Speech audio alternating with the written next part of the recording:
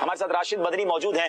راشد بھائی، ہجرت مدینہ ایک تاریخی سفر، اور میں سمجھتا ہوں کہ اسلام کی تاریخ کا ایک ٹرننگ پوائنٹ بھی ہے، ایک شاندار باب کی ابتدا بھی ہے۔ ایک طرف اسلام کی دعوت تو شروع ہو چکی ہے مگر کھل کر کام نہیں کرنے دیا جا رہا، بڑی تکلیفیں ہیں، اور جب نبی پاک مدینہ شریف جاتے ہیں تو گویا نقشہ ہی بدل جاتا ہے۔ کیا فرماتے ہیں؟ بسم اللہ الرحمن الرحیم۔ ہجرت مدینہ کا ذکر ہے تاریخ اسلام میں بڑی اہمیت رکھتا ہے، اور نبی پاک علیہ الصلوۃ والسلام کی سیرت کا جب بھی ڈیٹیل کے ساتھ ہم مطالعہ کرتے ہیں تو یہ ایک اہم چیپٹر ملتا ہے جو مکی اور مدنی زندگی کے درمیان کا ایک اہم واقعہ ہے۔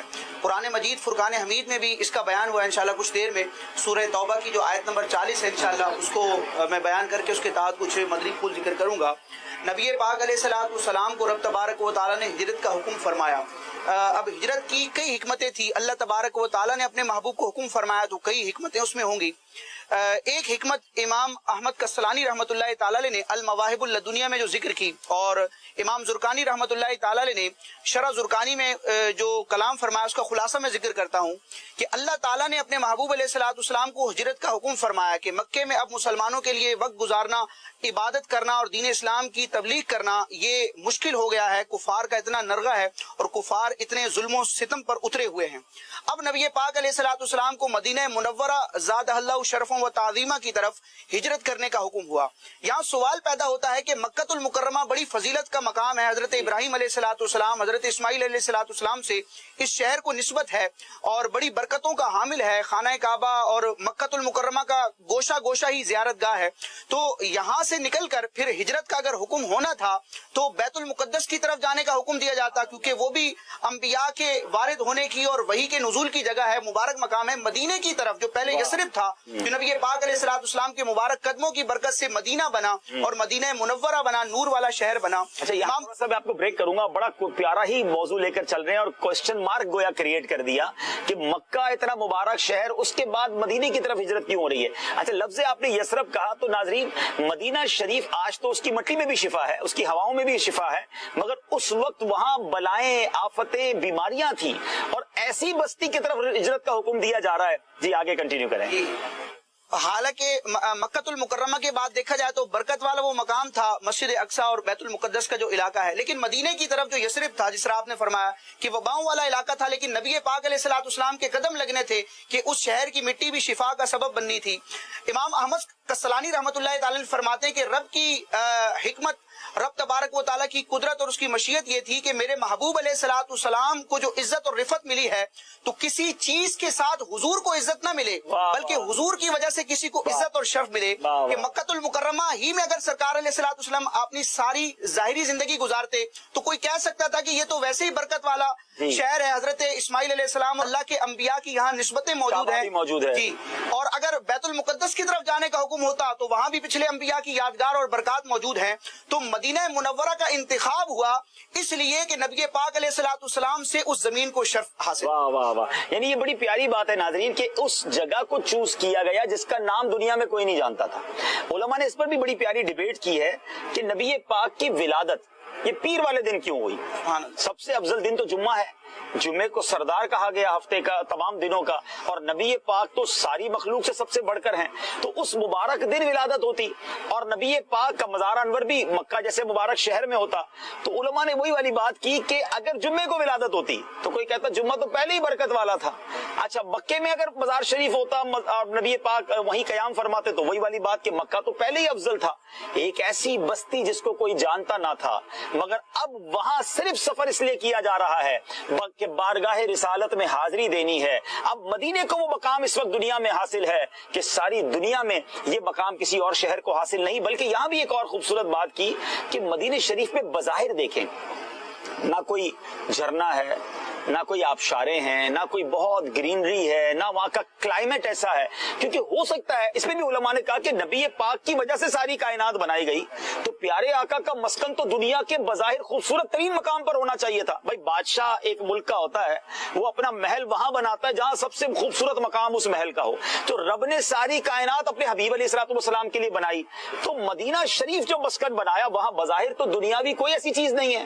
تو سبحان اللہ، علماء نے یہ بھی بڑا پیارا جواب دیا کہ बंदा वहां मदीने जाए ना तो कोई ये ना कहे चलो यार आबशार भी देख लेंगे, है बहुत ग्रीनरी है वो भी देखेंगे, जरा मौसम अच्छा है उसके मजे भी ले लेंगे और रोज़ा रसूल पे हाजिरी भी दे, ज़िम्नन ना हो, बल्कि सारी दुनिया के खूबसूरत इलाकों में रहने वाले, झरनों वाले इलाके में रहने वाले, मैं कहूं अमीर सुन्नत का जो शेर है ना कि पेरिस पे मरने वाले पेरिस को भूल जाता, तू भी जो देख लेता सरकार का। मैं अदनान भाई को कहूंगा ये शेर पढ़ें, लेकिन मैं आपको इसकी एक बात बताऊं, मुझे जब भी ये शेर पढ़ता हूं मुझे एक बात याद आ जाती है। राशिद भाई एक बार हम पेरिस में थे, अच्छा निगरान शुरा और हम थे, वहाँ बहुत बड़ा इज्तिमा था, तो मैं ये ना बचपन से सुन रहे हैं, अख्तर भाई ये बहुत पुराना कलाम है, हम बहुत टाइम से हैं, तो मैं वहां गया, मुझे वो शेर याद आ गया।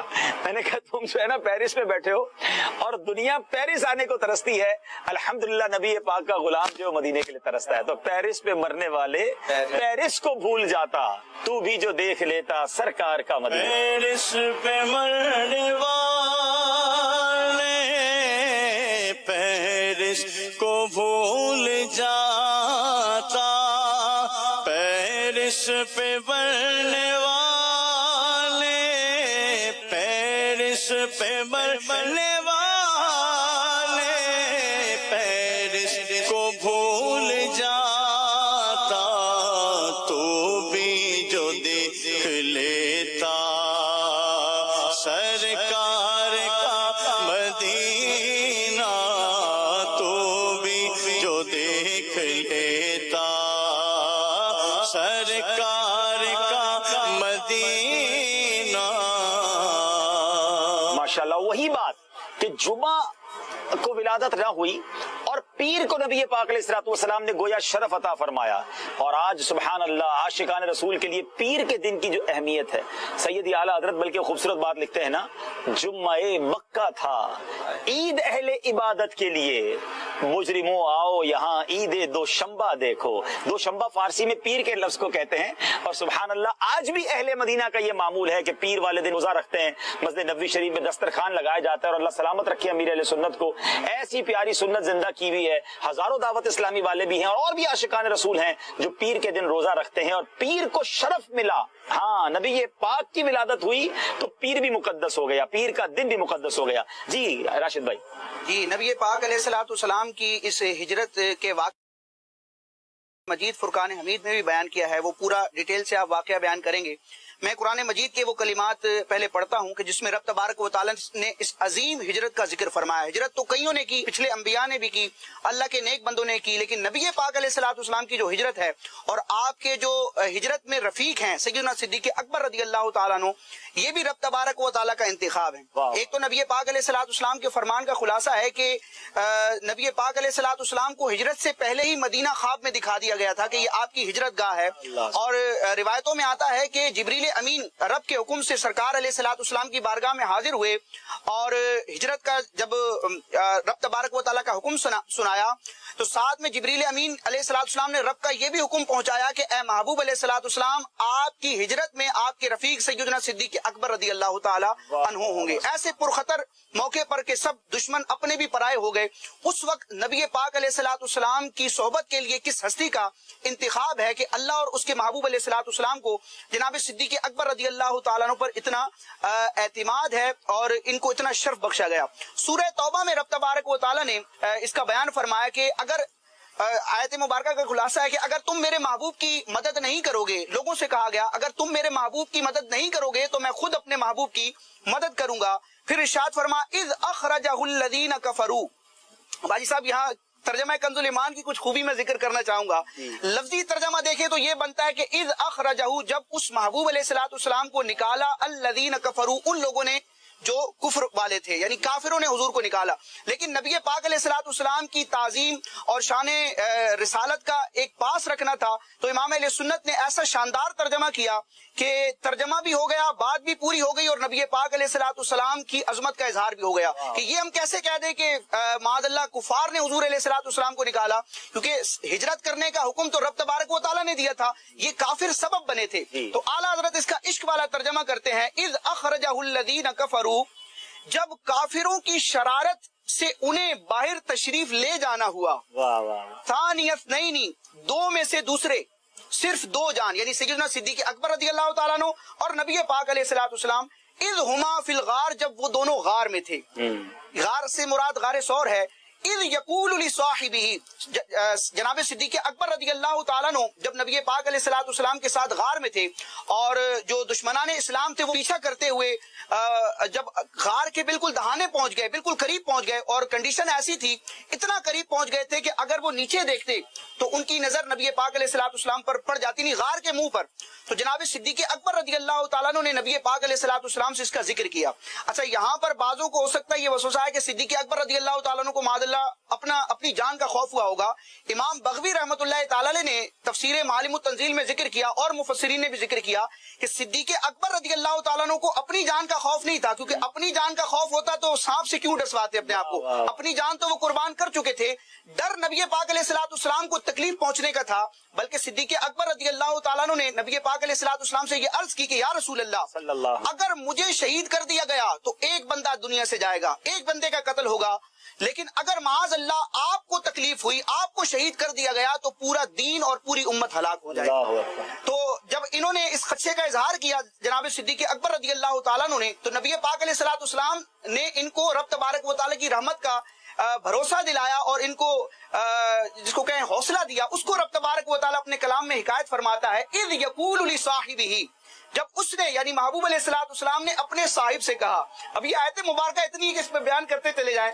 صاحب سے مراد حضرت سیدنا صدیق اکبر رضی اللہ تعالیٰ عنہ، اور علماء کہتے ہیں کہ صحابہ کرام کی جماعت میں سیدنا صدیق اکبر رضی اللہ تعالیٰ عنہ کا ایسا مقام ہے کہ آپ کا صحابی رسول ہونا قرآن کی نص سے ثابت ہے. اذ یقول لصاحبہ، جب محبوب علیہ الصلوۃ والسلام نے اپنے صاحب یعنی صدیق اکبر سے کہا لا تحزن، غم نہ کھاؤ، ان اللہ معنا، بے شک اللہ ہمارے ساتھ. واہ واہ واہ واہ، کیا بات ہے. واقعہ جو غار ثور ہے وہ یقیناً ایک عشق کی ایسی داستان ہے. یعنی اگر نبی پاک علیہ الصلوۃ والسلام کی کوئی سیرت لکھنا چاہے تو اس واقعے کے بغیر وہ سیرت کمپلیٹ نہیں کر سکے گا. اور شان صدیق اکبر پر کوئی بیان کر رہا ہو تو وہ بھی اس واقعے کو کسی صورت جو ہے وہ اس کو نہیں چھوڑ سکتا، کیونکہ ایک ایسا عشق والا سفر تھا، ایک ایسا امتحان تھا صدیق اکبر رضی اللہ تعالیٰ عنہ کا، اور ایسی کامیابی انہیں ملی کہ حضرت عمر رضی اللہ تعالیٰ عنہ کا واقعہ ہے نا کہ ایک بار بی بی عائشہ صدیقہ رضی اللہ تعالیٰ عنہا حضرت ابو بکر صدیق رضی اللہ تعالیٰ عنہ کی صاحبزادی ہیں اور ہماری امی حضور ہیں. نبی پاک علیہ الصلوۃ والسلام کے ساتھ کہیں تشریف فرما ہیں اور تارے آسمان پر بہت زیادہ نظر آ رہے ہیں. تو کہا حضور کیا کوئی ایسا بھی ہے کہ جس کی نیکیاں آسمان کے تاروں جتنی ہیں؟ تو نبی پاک علیہ الصلوۃ والسلام نے فرمایا کہ ہاں، حضرت عمر رضی اللہ تعالیٰ عنہ. اس کا خلاصہ ہے کہ ان کی نیکیاں جو ہے جتنے آسمان کے ستارے نا اتنی ہیں. تو اب بیٹی ہے نا حضرت ابوبکر صدیق رضی اللہ تعالیٰ عنہ کی صاحبزادی ہیں، عرض کرتے حضور پھر میرے بابا جان کی نیکیاں کتنی ہیں؟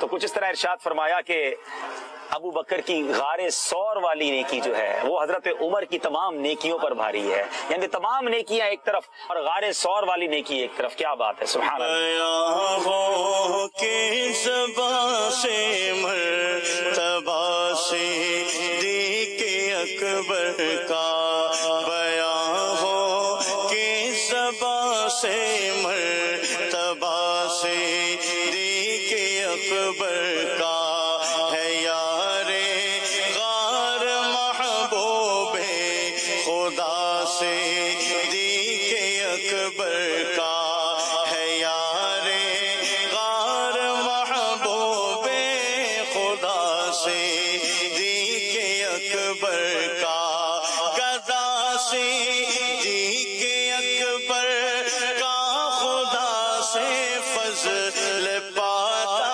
ہے. گدا صدیق اکبر کا خدا سے فضل پاتا ہے. خدا کے فضل سے میں ہوں گدا صدیق اکبر کا.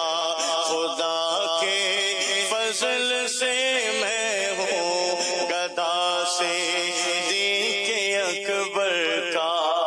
اللہ اکبر. ہمارے ثور کے بھی انشاءاللہ ہم آپ کو مناظر دکھائیں گے. اور کیا خوبصورت میرے آقا کی ذات ہے. صدیق اکبر ہوں، عثمان غنی ہوں، حضرت عمر ہوں، مولا علی ہوں، اہل مدینہ ہوں، وہ تو گویا استقبال کے لیے تیار ہیں کہ حضور تشریف لائیں. اور نبی پاک علیہ الصلوۃ والسلام کا مدینے میں جانا کیا ہوتا ہے. پھر اسلام کی جو جس کو آپ کہیے کہ ترویج و اشاعت ہوتی ہے، پوری دنیا میں اسلام کا جو ڈنکا بجتا ہے. سبحان اللہ سبحان اللہ. ہم